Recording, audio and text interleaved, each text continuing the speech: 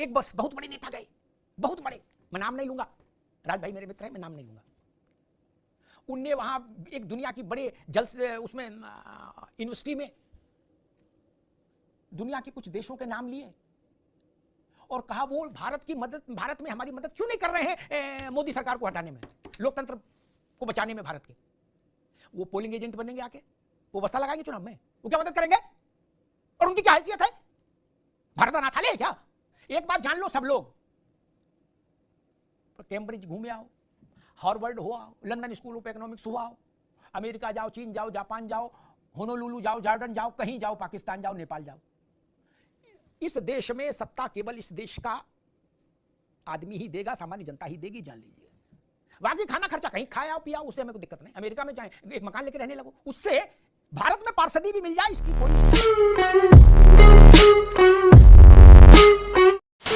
नमस्कार दोस्तों, स्वागत है आपका द फर्स्ट डिबेट और अमिताभ अग्निहोत्री जी की बहुत ही ज़बरदस्त और बहुत ही धमाकेदार डिबेट वीडियो में। ऑपरेशन सिंदूर के बाद बुरी तरह परास्त हुआ पाकिस्तान झूठी वॉरफेयर की लड़ाई लड़ रहा है और ये फैला रहा है कि जीत उनकी हुई है और भारत की हार हुई है। ऐसी ही न जाने और क्या क्या ऐसी बातें फैला रहा है अब पाकिस्तान पूरी दुनिया में। तो दोस्तों, पाकिस्तान की इस बातों को झूठ ठहराने के लिए और पूरी दुनिया में भारत को का नज़रिया और भारत की बात रखने के लिए भारत सरकार ने ये डिसाइड किया है कि पक्ष और विपक्ष के कुछ नेताओं का डेलीगेशन तैयार करके पूरी दुनिया में भेजा जाए। तो दोस्तों, आपको तो पता ही है, कांग्रेस में ने कुछ 4 सदस्यों की नाम दिया था, उनमें से कुछ तो गद्दार निकले, कुछ चरसी भंगुड़ी इस तरह की। सॉरी, आप समझ गए होंगे मेरा कहने का मतलब क्या है। तो दोस्तों, इस डिबेट में आप देखोगे जो ये राज शर्मा आए हैं, ये तो बात कुछ और ही कह रहे हैं। ये कहते हैं कि शशि थरूर की इंग्लिश बहुत अच्छी है और प्रधानमंत्री मोदी जी को इंग्लिश आती नहीं है। तो दोस्तों, अमिताभ अग्निहोत्री जी ने उनको आईना दिखाया और कहा कि इंग्लिश तो इंदिरा गांधी को भी नहीं आती थी।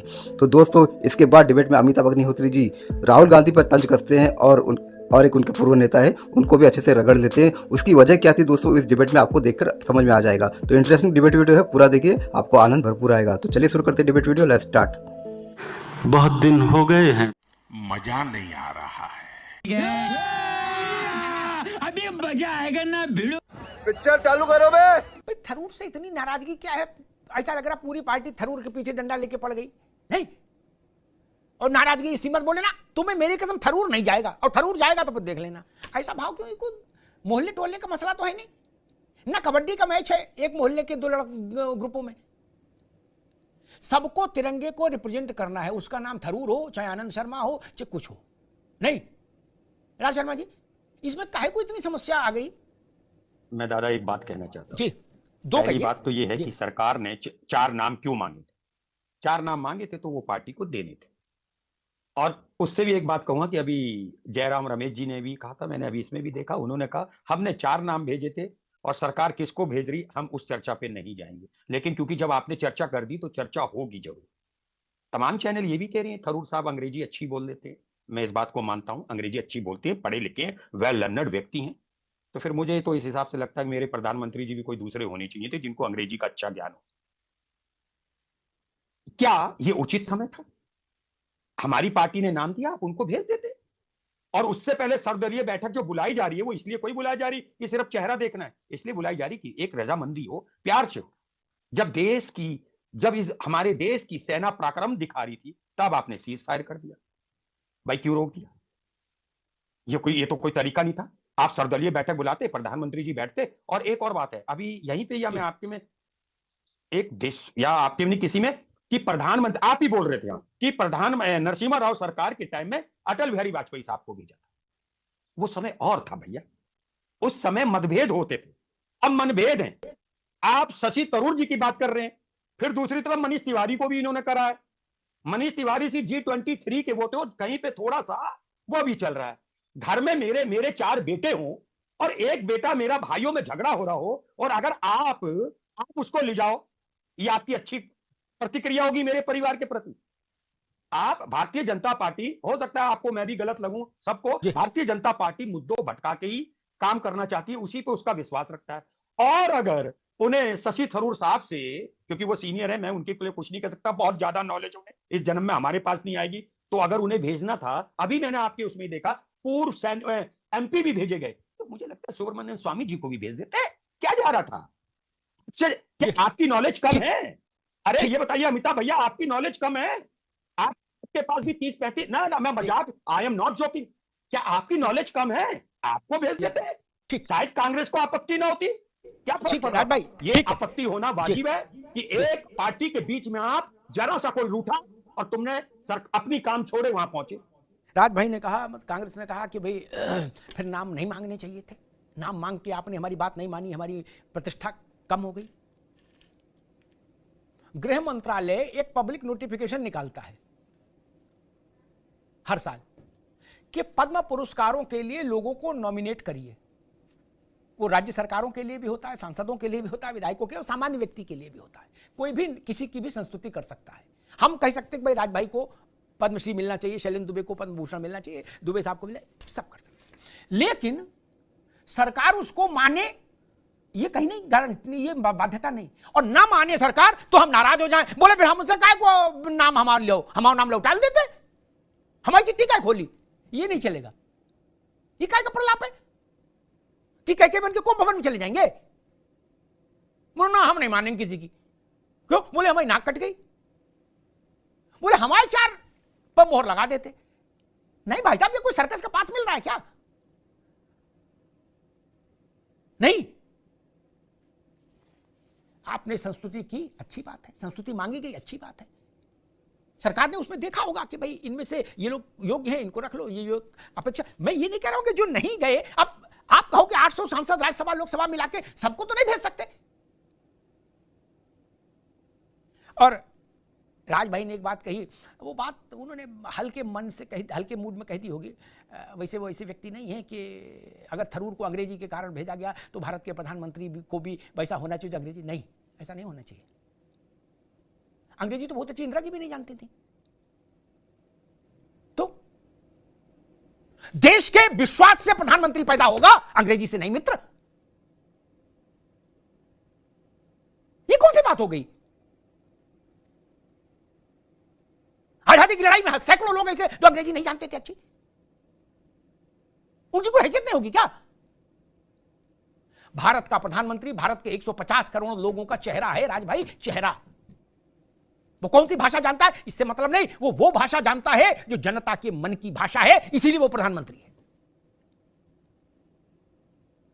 बाकी लोग कौन सी भाषा जानते हैं वो जाने, लेकिन जनता ने अगर किसी पर मोहर लगाई है तो इसका मतलब है वो जनता के मन की भाषा जानता है।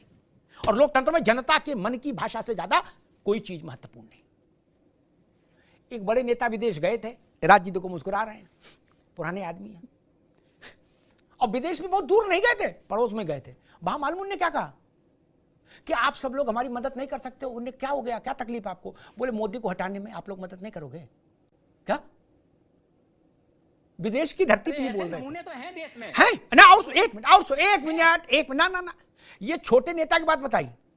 आप भी आजकल जिस मोहल्ले में रह रहे हो उस मोहल्ले में गजबे गजब लोग हैं। आपकी पार्टी जिस मोहल्ले में शामिल हुई है, एक बस बहुत बड़े नेता गए, बहुत बड़े, मैं नाम नहीं लूंगा, राज भाई मेरे मित्र हैं, मैं नाम नहीं लूंगा।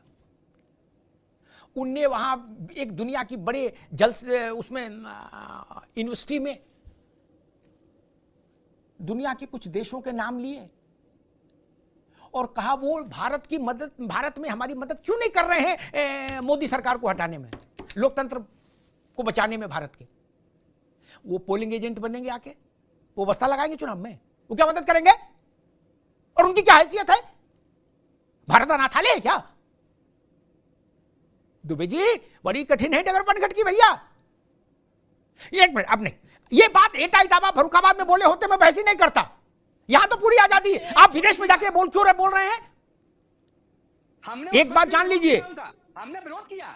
एक मिनट रुक जाओ भाई, अरे ठीक है, एक मिनट रुक जाओ। एक बात जान लो सब लोग, कैम्ब्रिज घूमे आओ, हार्वर्ड हो आओ, लंदन स्कूल ऑफ इकोनॉमिक्स हो आओ, अमेरिका जाओ, चीन जाओ, जापान जाओ, होनोलुलु जाओ, जॉर्डन जाओ, कहीं जाओ, पाकिस्तान जाओ, नेपाल जाओ। इस देश में सत्ता केवल इस देश का आदमी ही देगा, सामान्य जनता ही देगी, जान लीजिए। बाकी खाना खर्चा कहीं खाए आओ पियाओ, उससे हमें कोई दिक्कत नहीं। अमेरिका में चाहे एक मकान लेके रहने लगो, उससे भारत में पार्षदी भी मिल जाए इसकी कोई स्थिति नहीं। भारत में ग्राम प्रधानी से लेके और प्रधानमंत्री तक की कुर्सी भारत के लोग ही देंगे। इसलिए विदेशी खेत में बीज बोने का मोह छोड़ देना चाहिए। वहां कितना भी हल चलाओ दुबे जी, वहां फसल नहीं आएगी। फसल के लिए यहीं आना पड़ेगा, राजनीतिक फसल के लिए, जान लीजिए। ये मैं कहना नहीं चाहता था आज, लेकिन ऐसा हुआ इस देश में, रिकॉर्ड है। हम दूसरे देशों से चिरौरी कर रहे हैं कि हमारे देश में आगे दखल दो। 15वीं शताब्दी का इतिहास पढ़ते हैं, 16वीं शताब्दी का इतिहास पढ़ते हैं शैलेंद्र दुबे जी, वहां हम ऐसे प्रसंग देखते हैं कि एक्स ने चिट्ठी लिखी अलाउद्दीन खिलजी को, एक्स ने चिट्ठी लिखी मोहम्मद गजनी को, एक्स ने आदमी भेजा बाबर के पास, क्या कि आप आओ और यहां हमको बादशाह बनवाओ। ये रास्ता ठीक नहीं। तब बाबर आ भी गए, गजनी आ भी गए, खिलजी आ भी गए, गोरी आ भी गए। अब ना गोरी आ सकता है ना गोरा आ सकता है। अब फैसला सिर्फ भारत का व्यक्ति करेगा। इसलिए विदेशों से इस ढंग की मदद मांगने की कोशिशें नहीं होनी चाहिए। ये फूहड़ हैं कोशिशें और भद्दी हैं। बात है सर, क्या बात है सर, क्या बात, ये बात है।